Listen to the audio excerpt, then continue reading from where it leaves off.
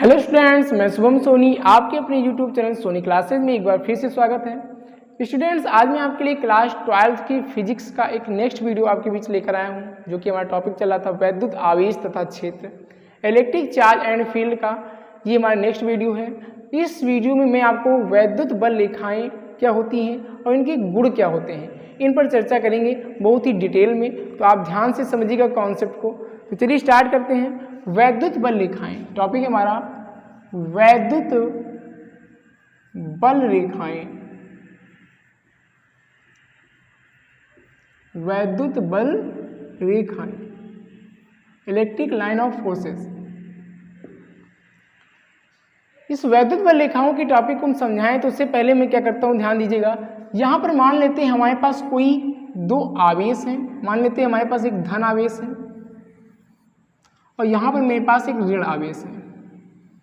ध्यान दीजिएगा, मेरे पास दो आवेश हैं, एक आवेश धनात्मक है और दूसरा आवेश क्या है, ऋणात्मक है।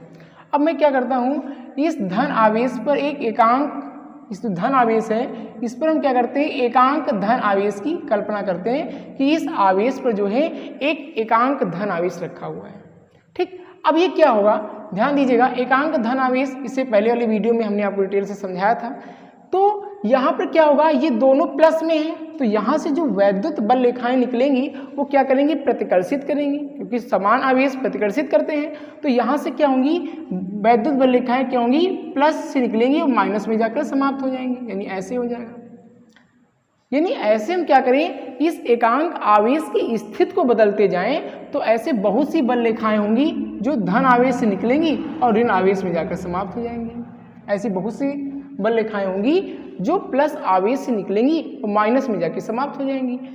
तो इस प्रकार से मैंने यहाँ पर भी देखिए कुछ आवेश बल रेखाओं को निकाल दिया, ये देखिए। तो इस प्रकार से बहुत सी बल रेखाएं होंगी जो धन आवेश से निकलेंगी और ऋण आवेश में जाकर समाप्त हो जाएंगी, देखिए।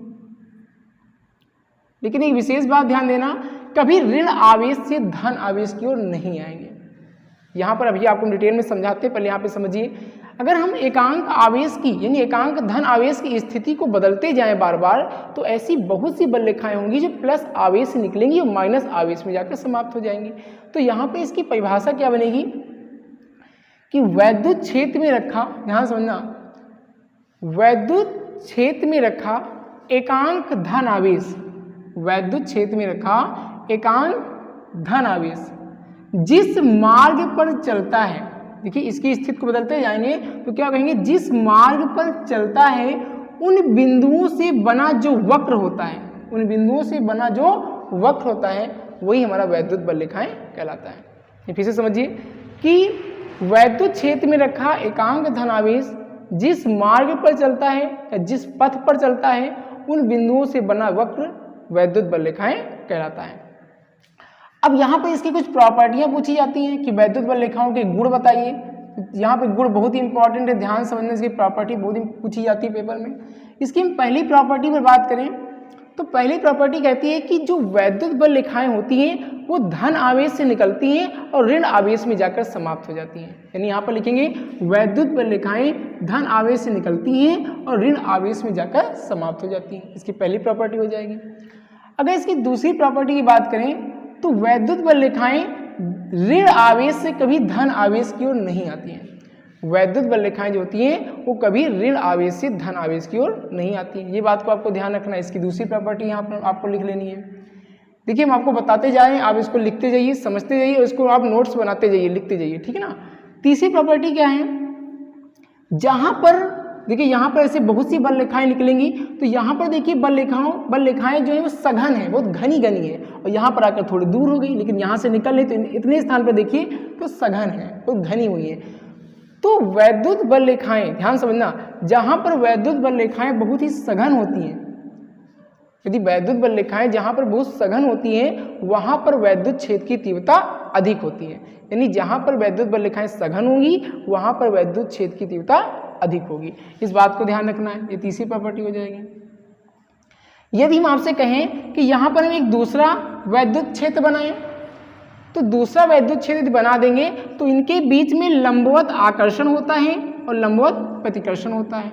यानी दो वैद्युत बल रेखाएं यदि एक दूसरी वैद्युत बल रेखाओं की हम कल्पना करें तो उन वैद्युत बल रेखाएं क्या करती हैं, एक दूसरे को लंबवत आकर्षित करती हैं और लंबवत प्रतिकर्षित करती हैं, यानी लंबवत आकर्षण तथा लंबवत प्रतिकर्षण होता है, ये आप लिखेंगे।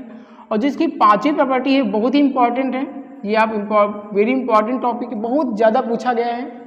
ये हमारा है कि दो वैद्युत बल रेखाएं एक दूसरे को आपस में कभी नहीं काटती। यहाँ पे ध्यान देना, जो ये वैद्युत बल रेखाएं निकल रही हैं ये एक दूसरे को आपस में कभी नहीं काटती हैं, ये आप ध्यान रखना। और यहीं से एक क्वेश्चन बोर्ड पेपर में बहुत बार पूछा गया है कि दो वैद्युत बल रेखाएं एक दूसरे को आपस में क्यों नहीं काटती, कारण बताइए।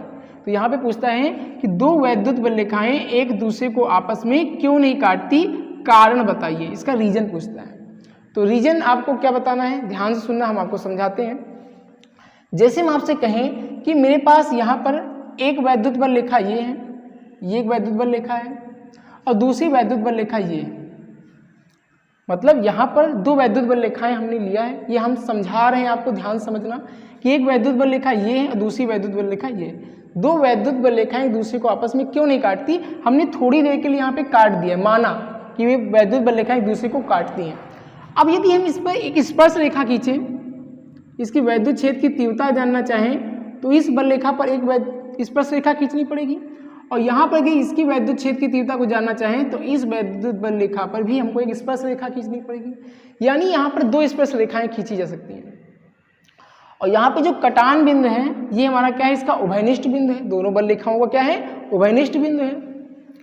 तो यहाँ पर एक बात को ध्यान देना है कि जो दो वैद्युत बल रेखाएं यहाँ पर खींची गई हैं और एक दूसरे को काट रही हैं, ये संभव नहीं, क्योंकि आपने मैथ में पढ़ा है, गणित की अवधारणा कहती है कि दो बल रेखाएं, ध्यान रखना, दो स्पर्श रेखाएं कभी एक दूसरे को आपस में नहीं काट सकती। ध्यान दें, कॉन्सेप्ट को समझना, यानी यहाँ पर आपको जवाब क्या देना है कि दो वैद्युत बल रेखाएं एक दूसरे को आपस में कभी नहीं काट सकती, क्योंकि गणित की अवधारणा कहती है कि कटान बिंदु पर केवल एक स्पर्श रेखा खींची जा सकती है। आपने पढ़ा होगा मैथ में, वहाँ पे प्रमेय है कि दो स्पर्श रेखाएं कटान बिंदु पर नहीं खींची जा सकती हैं।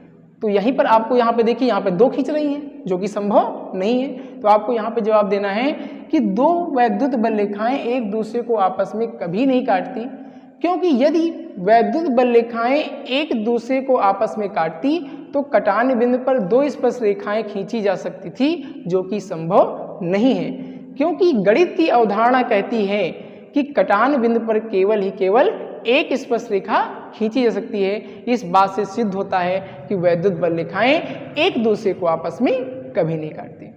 तो इस प्रकार से स्टूडेंट्स, वैद्युत बल रेखाएं और इनके गुण पेपर में बहुत बार पूछा गया है। मैंने आपको वैद्युत बल रेखाओं के बारे में समझाया और उनके गुणों पर विशेष चर्चा की, और आपको ये जो हमारा पांचवा हमने आपको गुण बताया ये बहुत बार पूछा गया है। इसकी परिभाषा आपको इसी प्रकार से लिखनी है जैसे हमने आपको समझाया है, सिर्फ आप समझो और लिखो।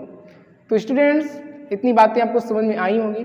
तो चलिए फिर मैं आपको इसके नेक्स्ट वीडियो में इसके आगे के टॉपिक पर बातें करूँगा।